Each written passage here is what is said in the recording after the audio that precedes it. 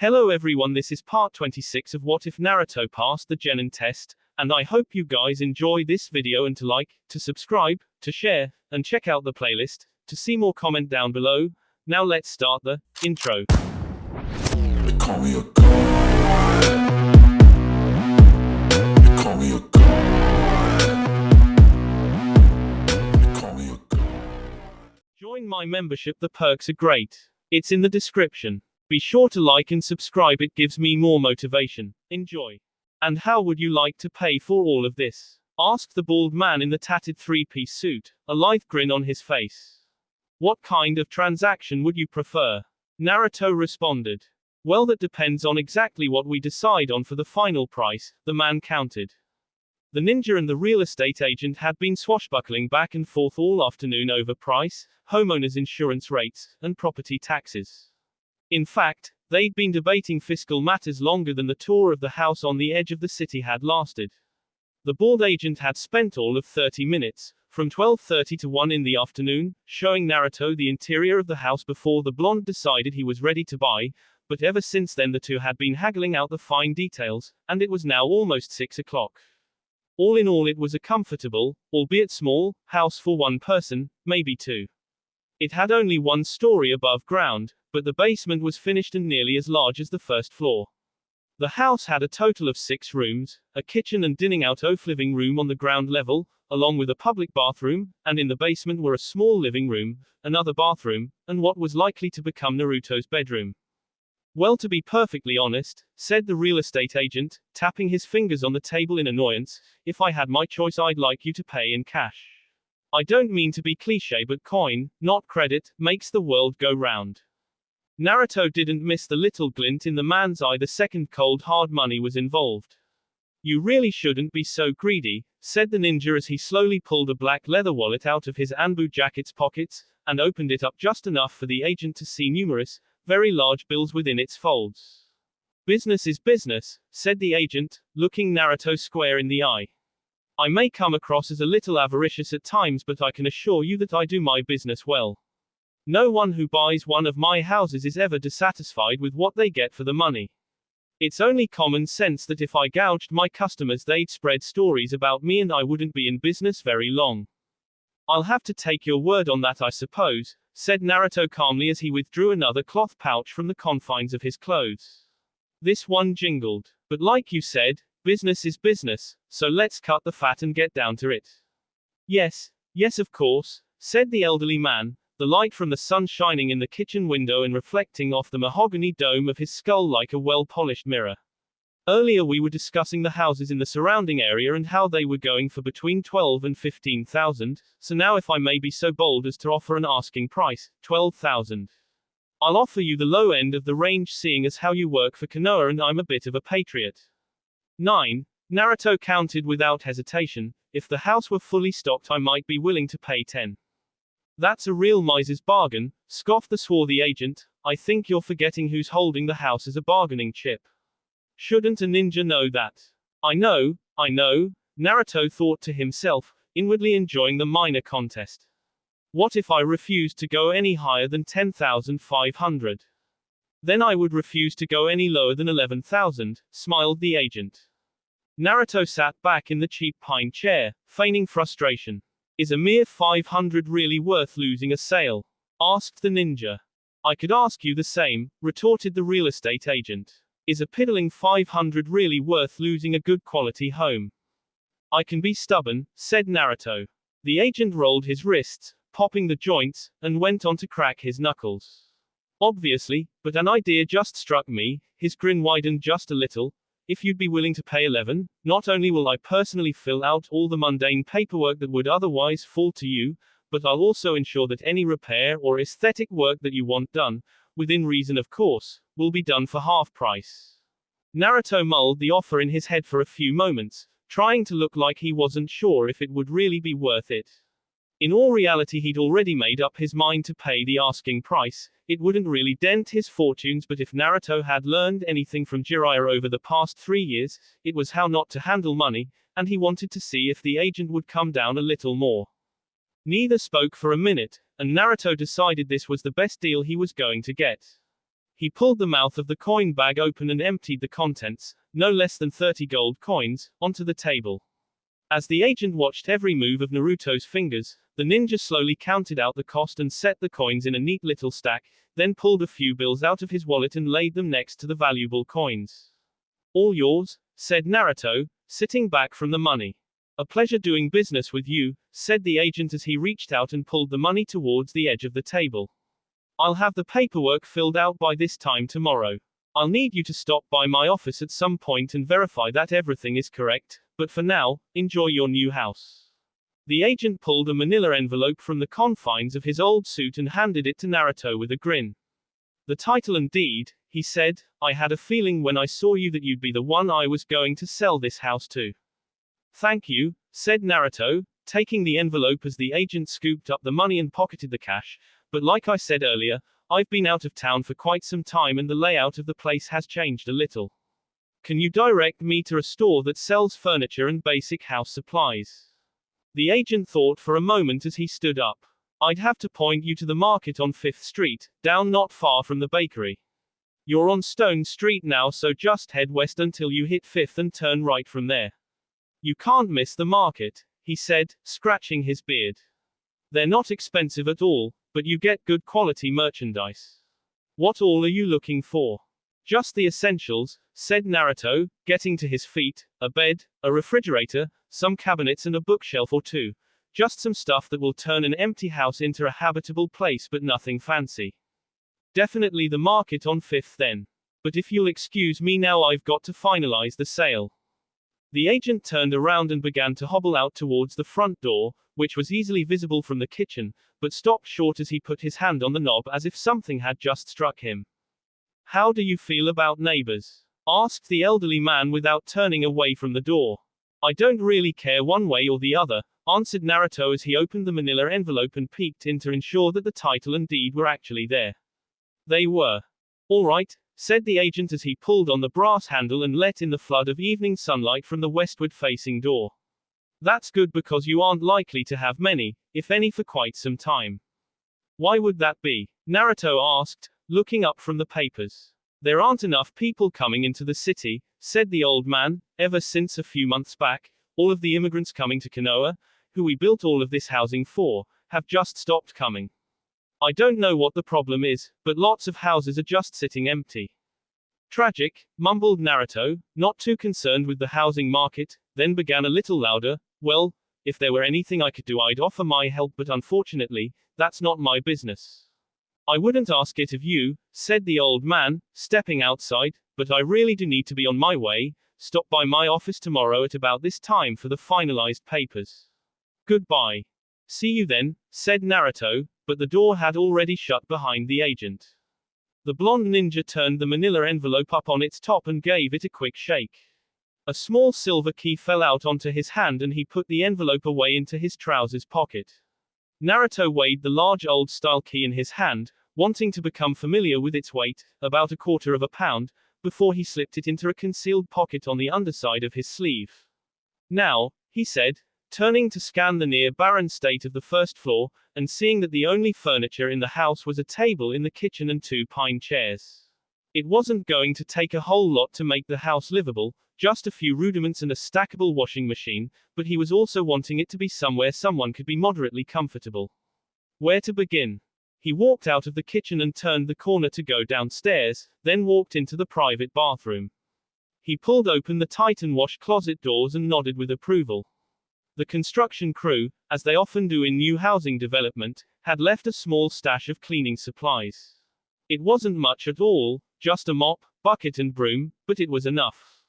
Ah yes, Naruto said to himself, 3 less things I need to worry about buying. He walked back up the steep flight of stairs, counting 23 between the basement and the first floor. That was one of the things that had sold him on the house, a deep basement where it would be cooler during the summer, and warmer during the winter, which meant lower heating and cooling costs.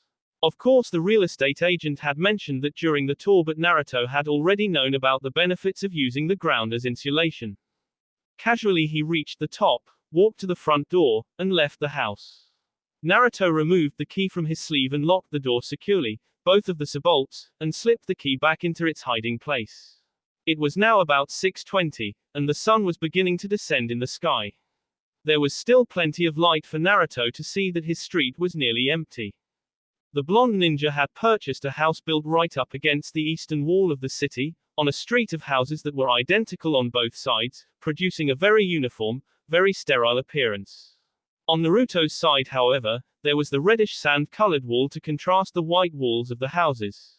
A nice effect, Naruto had thought as he was searching through the listed housing developments. Naruto's sandals clacked a bit as he stepped down the sidewalk and onto the cobblestone road.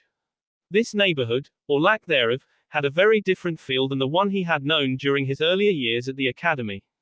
There were no children playing on the small lawns to watch longingly, and no parents standing about to feel threatened by. The only sound was a lawnmower being run off in the distance. It was a kind of quiet that made Naruto's lip twitch up at the corner. He walked a decent pace down the street, memorizing every minute detail about the area, until he reached the first intersection, paused, then kept walking farther. Really, it was only an intersection because of a small side street running off to its end a little farther out into the city. He could see a few people now towards where the road widened to allow for increased traffic, and he swallowed. He had started at about 12th Street and had walked almost mindlessly as far as 7th, which was where the business sector of this part of town really began. He was passing people now, men in business suits, women in dresses, children darting about randomly, and occasionally a parent chasing madly after one of those children. By the time Naruto reached the bakery, the area was already getting thick with people of every kind. As a quick flash of movement overhead caught his eye, Naruto looked up just in time to see an Anbu scurrying along the top of the wall at top speed, running in the same direction Naruto was walking. He led the Anbu to see where he was going, but his eyes suddenly locked on a thin plume of smoke rising from an apartment complex. Only then did the ninja notice that all of the people seemed to be walking away from that direction, making traffic seem far more congested than it actually was. Fire, Naruto said to himself nonchalantly, running through a list of jutsu in his mind. Better see if anyone needs help, and with that he jumped towards a nearby balcony, and with one arm swung himself up onto the terrace. Another jump and a few flips in midair later he was up on the shallowly sloped rooftop of a 4-story building. From here he could see clearly that the smoking homes was about 9 blocks away, and the pillar of smoke was considerably larger than it had looked from the ground. Rather than smoke pouring from just one kitchen window, it was being belched out of nearly every window and door on a whole side. The blonde ninja began to sprint off towards the fire, a slight sense of urgency pushing him now that he could see just how much damage was being done. As he leapt over the gaps between homes and buildings, he closed the distance between himself and the fire to less than a block in less than 2 minutes. Now it was plain that the city's own firefighters were proving ineffective at combating the blaze. No matter how much water the 24 men sprayed from the fire hydrants into the building, the blaze kept burning. There was even a trio of Anbu combating the fire. The 3 figures in black were casting water jutsus in much the same way as the firefighters, but were having similar luck.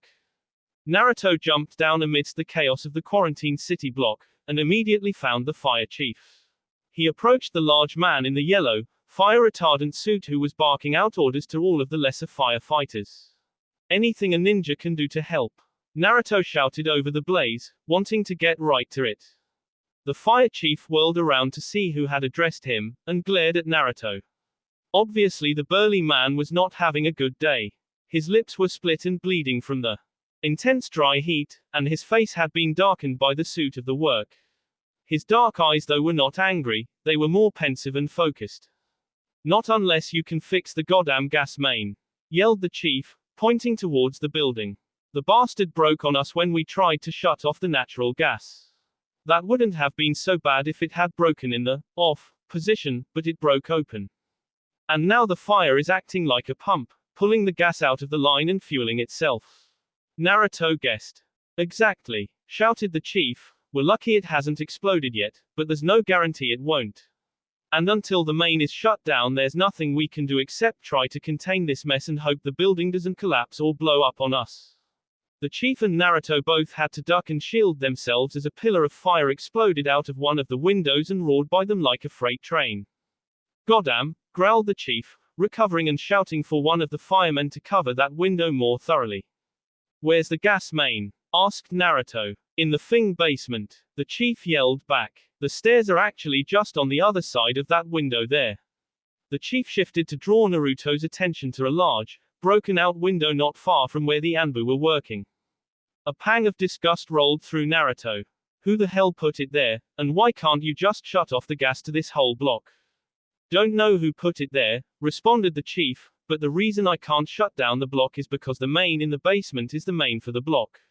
That's why the building is made of concrete. Idiots, mumbled Naruto. Tell me about it, yelled the chief as he finished shouting out another set of orders, but I'll be honest. I ain't got in the way of an idea of what to do. Think I might, said Naruto, as he ran over to where the three Anbu were working.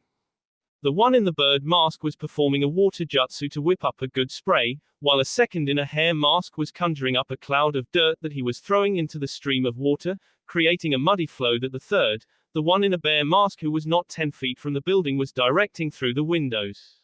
It would have been a perfect method if not for the near unlimited fuel the fire had at its disposal, and even the thick river of mud wasn't enough to quell the blaze. Hey, Naruto shouted to get their attention.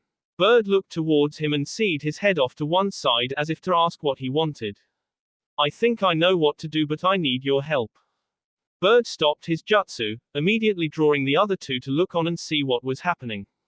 What can we do? Asked the avian Anbu, pulling the mask and showing himself to be none other than Nara Shikamaru. Naruto couldn't help but grin when he saw his old friend, but wasn't about to waste any time. I need you three to do that mud jutsu again, but a lot bigger with a little less dirt. If you can get a huge flow of mud going and aim it towards that window, he pointed towards a large gap in the wall where a large pane of glass had once been, then I think I might be able to get in and get to the main. Good luck, said the bear, walking up beside Naruto and Shikamaru. His mask was charred black from proximity to the fire. That place is a Thing inferno, at least 800 degrees, and it would be hotter at the source. You'd fry before you took one step. Shikamaru looked between Naruto and the bear Anbu. We could super cool the water, he suggested to Naruto. We weren't before just because we weren't going to be able to affect temperature enough to help the fire. But if we do lower the water to below zero, it might buy you another couple of seconds. Do it, shouted Naruto, I'm not worried about a minute or two in the fire. You sure? Asked Shikamaru, this is kinda off the cuff. Positive. Naruto grinned. Okay, man, we seem meet under the most troublesome circumstances, Shikamaru mumbled as he ran through a quick progression of seals. There was a quick rumble as a hole 2 feet across burst up from the ground and a jet of high-pressure water just as thick sprayed off towards the broken window. Without missing a beat, the Anbu with the hair mask whipped up a cloud of dirt and began flinging it into the water stream, creating a slurry of mud. Keep it freezing, Shikamaru barked to the bear. The ninja in the charred mask charged up next to the window, where the flame was searing hot, and ran through a lightning-fast set of seals, then reached out for the stream of slurry as it rocketed towards him. The pillar of mud seemed to roll through the air like a thick ribbon, and twisted around the bear Anbu, gushing in through the window. Go! Shikamaru yelled. Instantly, Naruto leapt from his spot beside the avian Anbu and dove into the stream of mud, almost disappearing except for a lump in the frigid slush that the three Anbu watched fly easily through the window. Keep it coming, yelled Shikamaru. More dirt, he yelled to the hare, followed by an order to the bear to keep cooling the water to sub-freezing temperatures. For the first 10 or 15 seconds, nothing changed. The fire chief, oblivious to what was going on with the ninja, was continuing to shout his demands to the firefighters, and try to get the crowd gathering along the sidewalk to move back for their own safety. The firefighters were continuing to scurry about, almost uselessly trying to contain the blaze. I wonder how long Naruto has been back, Shikamaru wondered to himself. It couldn't have been more than a day or two, or I would have known about it. Man, on his first day back he's already risking life and limb, what a guy. Shikamaru's musings were cut off by a loud hiss that seemed to be coming from somewhere within the building. The fire erupting from the flared out extremely high and hot for just a second before the tongues of flame started to recede and shrink. The firemen began to bustle about more excitedly as the fire shrank back. Some even cheered. Awesome, said Shikamaru as he saw the progress, keep it coming. The three Anbu stepped up their efforts and worked confidently, watching as the blaze kept shrinking back farther and farther, until like a candle blown about by a strong wind, it just went out altogether. Without wasting a second, Shikamaru ran to broken window and peered inside. There was surprisingly little smoke, but the room was still clouded with soot hanging in the air. Shikamaru could easily see though that there was literally nothing left in the room. All the furniture and anything aside from the concrete walls was utterly gone. Naruto. The Anbu called out, "Naruto, are you in there?" "I'm here, don't worry," called a voice in the gloom, followed by a loud cough. "Are you all right?" Shikamaru asked, still unable to see the ninja. There was another cough followed by few footsteps as Naruto rounded a corner. He was absolutely filthy, covered from head to heel in both a thick caking of mud and on top of a layer of soot. "I'll live," said the blonde as he ran a hand over his head, though his hair was so full of muck he looked like a solid brunette. He walked up to the window and Shikamaru helped him over the edge and out into the light. The Anbu didn't pay any attention to the faint red aura that faded from around Naruto as the Uzumaki ninja came closer. But getting to that mane and sealing it off wasn't quite as easy as I thought. "How did you manage to get in there anyway?" asked Shikamaru with a grin on his face. "I used a jutsu I learned in the Earth Country to use that mud you made to make myself a protective coat, and walked down to the basement. From there I used another jutsu I picked up in Iwa, Hidden Rock Village, to mold the mane into a closed position." "Well, I'm impressed," said Shikamaru as his two teammates arrived next to them. "As soon as we get you cleaned up, drinks are on me." "Wouldn't think about it," said Naruto coughing to clear his lungs out. "I wouldn't want to be a black mark on your budget and I've got a little shopping I need to get done. And a shower to buy," Naruto realized. He hadn't thought of that little item until now. "My budget," Shikamaru said uninterestedly, "wouldn't mind a round of drinks. But then again, if you prefer to avoid alcohol I'd understand." The ANBU in the blackened bear mask leaned forward and whispered something in Shikamaru's ear. Shikamaru nodded without saying a word and immediately the other two Anbu Black Ops disappeared in a blur of speed. "You guessed it," said Naruto, ignoring the departure of the other two ninja, "but it looks like the fire chief is headed our way. Think we should get out of here."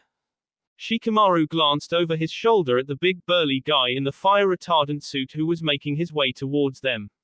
He looked jovial enough. "He probably just wants to thank us for our help," said Shikamaru, "but I don't think he realizes just how intricate of a role we played."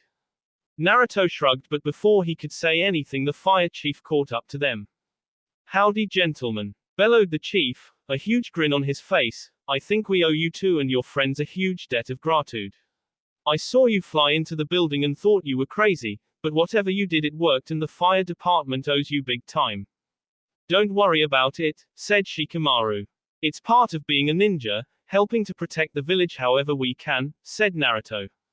"Well," began the chief, shifting his weight and crossing his arms, "I wish more of your little ninja buddies had the same attitude. A lot of them like to think that they're too good to help out the little guys. But I'm not going to rave about that. Tell me what I can do to thank you. At least let me buy you dinner." Both ninjas shook their heads. "I've already got plans, thanks," said Shikamaru, "but the simple gratitude is enough for me." "Likewise," said Naruto, "we're just glad we could help." The fire chief looked flabbergasted. "Well, you two are something else," he said, "risking your lives to help out and asking for nothing in return." "Part of the job," Naruto said with a little grin on his face. "Well, I feel bad just letting you go without reward after what you did, but if you're sure you don't at least want a medal or something." Both ninja nodded respectfully. "Okay then. I gotta get these guys going then," said the chief. He saluted them once, turned around, and began shouting at his men like a drill sergeant. "What was that about?" asked Naruto once the chief was out of earshot. "What?" Shikamaru asked. "He seemed so thankful," said Naruto, "he was acting like he'd never gotten any help from a ninja before." "He probably hadn't." Shikamaru seemed disaffected. "Why?" asked Naruto. "I thought it was standard procedure for ninja to run around helping the city. I can remember when Kakashi-sensei would lecture me for not picking up a bit of litter on the side of the road. Konoha's declined a bit since then I guess," said the Anbu with a shrug. "Anymore it's become the dominant ninja attitude that it's the ninja's job to defend the village from outsiders and let the little guy handle the little things. Naruto crossed his arms. That's not right, he said indignantly. A ninja's job is to do whatever he can for the village. Part of the times, said Shikamaru. With war looming on the horizon, everyone has been on edge these past few years. War, Naruto said, so there's more to the rumors than just lies. Shikamaru nodded. I didn't tell you that though. Anbu aren't supposed to share knowledge they're privy to. But yes, every day looks a little more like war, and Naruto, it's going to be a big one. Naruto took a few steps towards the street where the firemen were packing up and almost ready to leave. The people of the village were still passing by the scene, minding their own business as Shikamaru kept pace with him. I had been hearing rumors that war could break out between Suna and Kiri, and that Sound might become involved at some point along the line, but I didn't think anyone really though it would come to it, Naruto said as they reached the street and turned east. Neither did I, said Shikamaru, but then I was sent to spy on some of the smaller villages and they were all secretly getting ready for a fight. The waterfall, the rain, the grass, they're all marshalling their forces. You know you don't have to tell me this, said Naruto. I think you have a right to know as a ninja of Konoha, said the Anbu, it's common knowledge among the Junin anyway. Asuma and Kurenai have been fretting over it for months because they just got new squads of Genin since Shino and Kiba made it to Chunin in the a while ago. How is everybody doing, from the old teams? Asked Naruto. Pretty well, said Shikamaru, changing gears since it seemed Naruto didn't really want to discuss politics. Kiba and Shino, like I said, made Chunin recently and have started taking on some tougher missions together. Chuji and I are climbing our respective career ladders. I'm in charge of 3 of the 30, 3-man squads that make up Anbu. Chuji was promoted up to colonel in the town guard, so he's officially a pretty big wig now. Though Sakura's probably the most successful of any of us now. Why would that be? Naruto asked after a brief pause.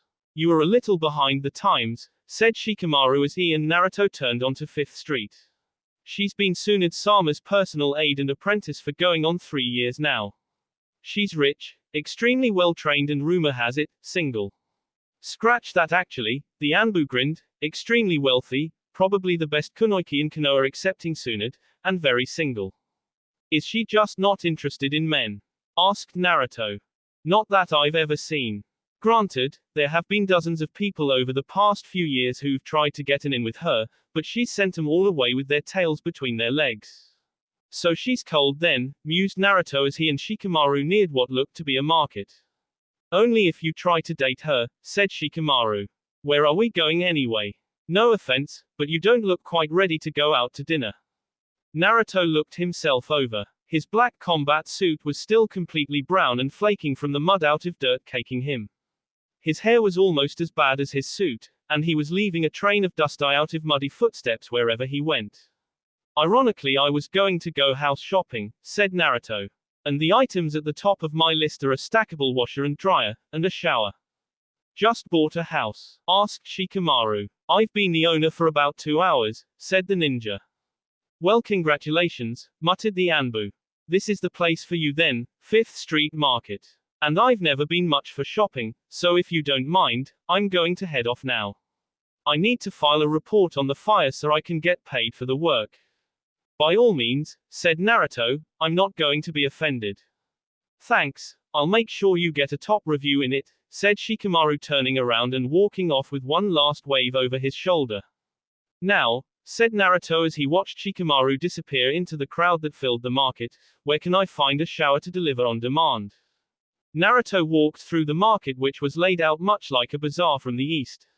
There were shops lining the street where vendors shouted out the name of their merchandise and how it was such a wonderful product that everyone needed to buy.